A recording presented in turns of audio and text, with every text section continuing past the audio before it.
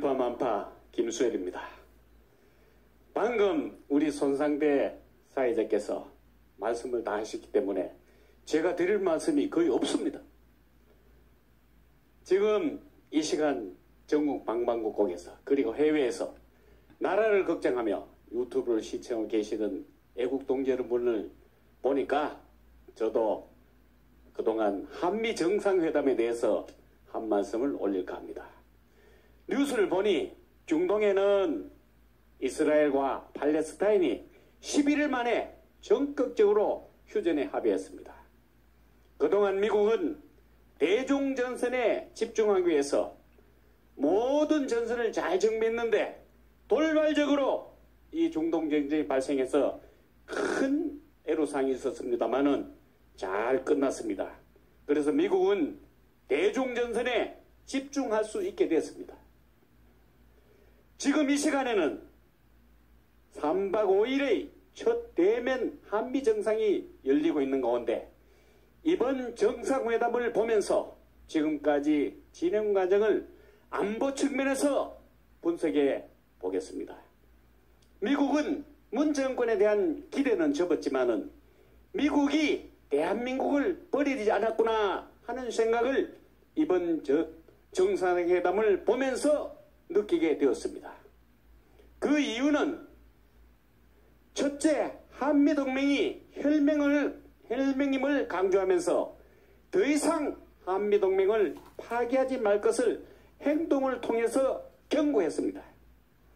바이든 대통령은 미 역사상 최초로 외국 정상, 그것도 한미동맹 파괴자인 문재인 앞에서 6.25 때 중공군을 무찌른 용사에게 명예훈장을 수여했습니다.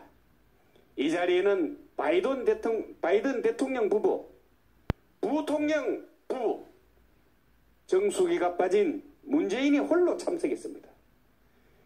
미중 패권 전쟁이 한창인 이 시기에 청천강에서 중공군의 인해 전술을 무찌른 노병에게 명예훈장을, 그것도 백선엽 장군의 서울 현충원 안장을 가로막고 김원봉의 서울을 주장하며 시진핑에게 바이든보다 먼저 전화해서 중국 공산당 창당 100주년을 진심으로 축하했던 문재인에게 더 이상 한미동맹을 파괴하지 말라는 경고 겸 현재는 미중 패권 전쟁이라는 사실을 인식시킨 것이라고 보여집니다.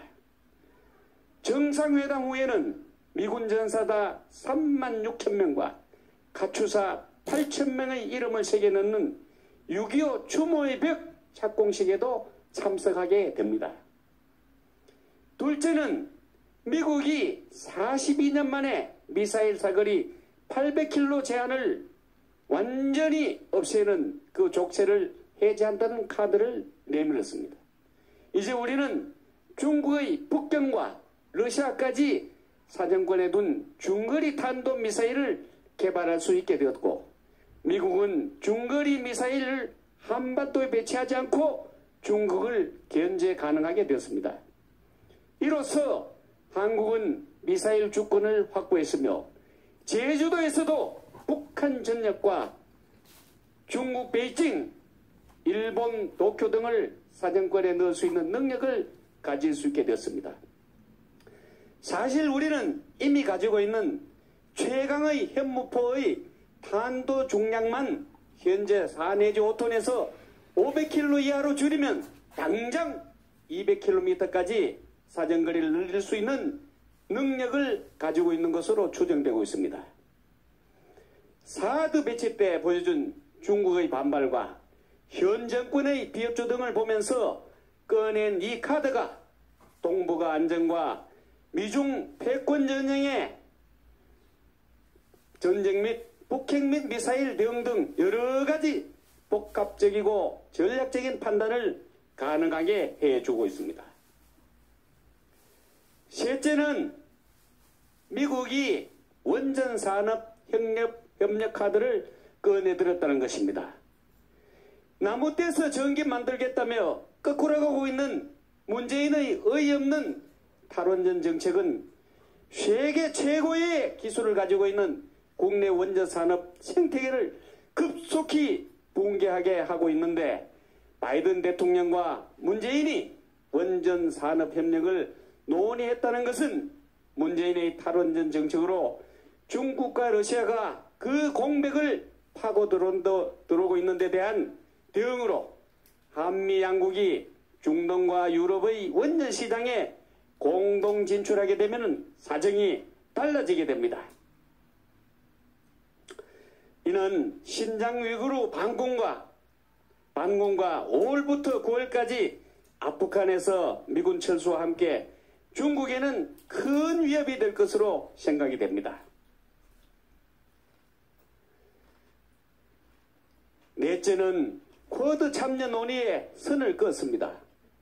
젠사키 백악관 대변인은 브리핑에서 쿼드 회원국의 변화 가능성을 일축하면서 사실상 쿼드 확대 논의 계획은 없다고 못 박았습니다.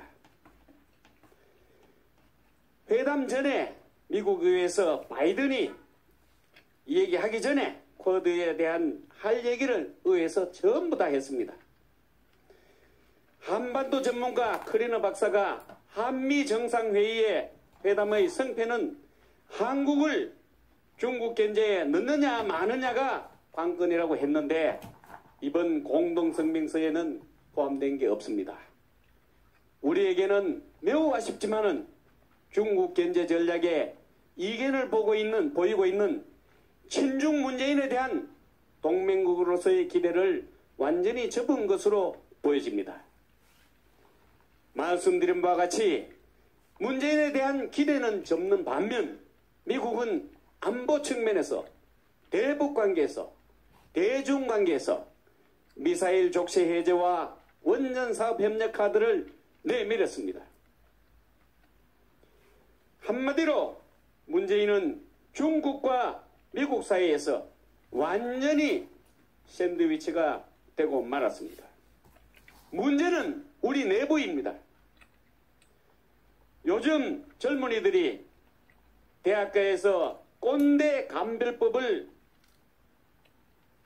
너 지금 또 민주당을 지지하니라고 한다고 합니다. 바람의 방향은 완전히 바뀌었습니다.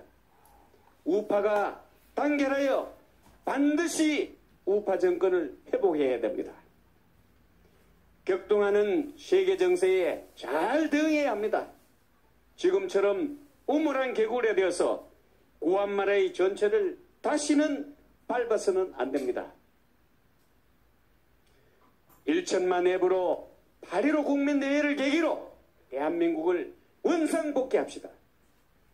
이미 앞에서 많은 분들이 말씀하셨기 때문에 저는 정말 하고 싶은 말, 낡은 정치 집단의 선전선동에 더 이상 휘둘리지 말고 오직 미래만 보고 전진하는 말씀을 다시 하면서 다시 한번 외칩니다.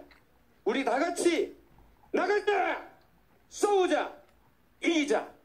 이 말씀을 외치면서 끝내도록 하겠습니다. 감사합니다.